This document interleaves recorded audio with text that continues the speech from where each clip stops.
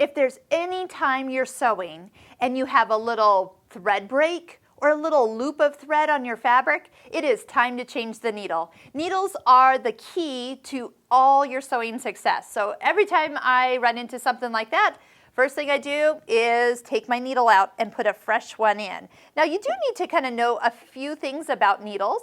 There are different kinds of needles for different fabrics, and then there's different kinds of needle sizes for different thread choices. So we have a whole bunch of needle videos that you can link over right over here. If you click on that little eye popping out of the top right corner, that will take you to our needle video playlist where you can learn a lot about needles. One thing you will find though is over time, you gotta put new needles in. Then, especially after you clean the machine, that's another thing, is if you are finding any skipping of stitches or breaking a thread, make sure you clean out underneath this throat plate as well. And I always say when you clean the machine, put a new needle in. So when you put a new needle in, you can also use the little tool that comes with the machine. That is the multi-purpose tool. Do you know that has a little eye right there where you can drop that needle down? It will help keep the flat side to the back.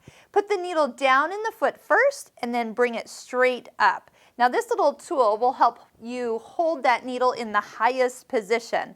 Now how do you know if you've got it in the highest position? Let me show you a little trick once we get this tightened. Tightening a needle screw. You want to make sure that this is tightened, well, so it doesn't come out, but don't over tighten it. Sometimes with a screwdriver, we give it too much tightening, and over time, things start to strip out up here, and then that means a visit to your sewing machine store. So just, again, a gentle tighten, but not too tight. You also want to use your needle threader and double check that you have the needle at its highest position.